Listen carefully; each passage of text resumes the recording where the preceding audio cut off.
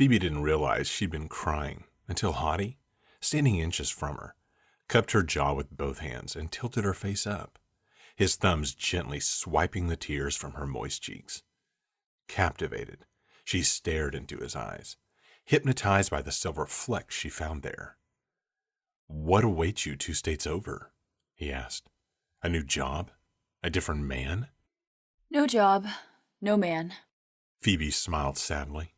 Just the hope of a new beginning at some random place I saw on the Travel Channel. It's so pretty and flowery. You know, the perfect kind of town. Perfect isn't always the case. Most of the time, perfection is nothing more than an illusion. Stay with me, catch your breath, put things in perspective, and give yourself a break, if only for a few days. His fingers sprawled from her jaw to the side of her neck. He was strong. He was steady. He was reassuring. He wanted her to stay? I don't get it. She stepped back, but he didn't let her go. Rather, he followed, matching her rearward steps until she could go no further. The solid wall, flushed against her back, thwarted her retreat, while his muscular chest wall blocked any chance of escape. Not that she'd want to. Not that it mattered either. His intense regard practically pinned her in place. "What don't you get, Miss Morris?" You were all pissed a minute ago. She whispered. Thought that I was propositioning you. Acted like sleeping with me horrified you, or insulted your manhood in some way.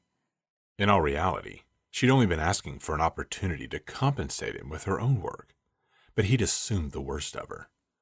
"Not likely," he replied, the deep timbre of his tone mesmerizing her as his hands moved to palm the wall on each side of her head, effectively caging her with his body. He lowered his head and made no effort to hide his enjoyment of inhaling her scent and locking a devouring gaze on her lips. Fuck. He was hot. He was about to kiss her. Holy hell. She hoped so. So, are we going to sleep together? Was that hope in her voice? Lord, he looked surprised. I mean, not for payment or anything, but just because. I'm just wondering. Again, I must admit I love your candor. With a roguish smirk, he shifted his stance and pressed his thigh against her pubic bone. Her thighs parted automatically, allowing him to fit his leg snugly under her pulsing center. "Do you want to sleep with me?" Well, yeah, but only if you're good. Her clit throbbed against the hard thigh muscle, and it took everything in her not to grind against him. She looked up into his slate gray eyes and knew he was more than her dreams could ever be, but she wasn't about to admit it. As I said before, I don't want you to ruin the fantasy. "I think I can live up to it. But you need to know that staying, sex, and your car are not connected," he stipulated, lifting her onto her tippy toes with the pressure against her crotch. "I don't do sex for anything other than pleasure. Mutual pleasure." Between the commanding tone and the friction of her weight, she thought she might lose her mind, or worse, she might lose control of her excitement. Okay.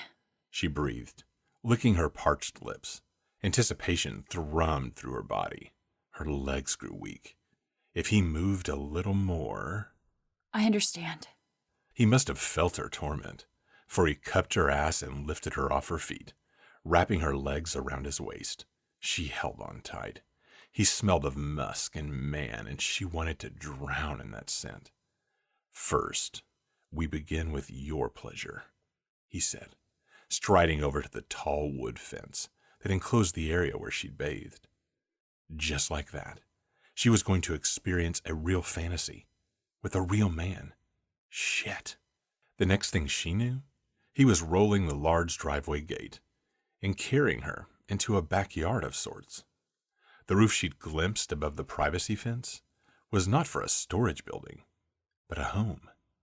His home. He kicked open the back door and carried her over the threshold. "We start with a kiss," he said, claiming her mouth and stealing her breath.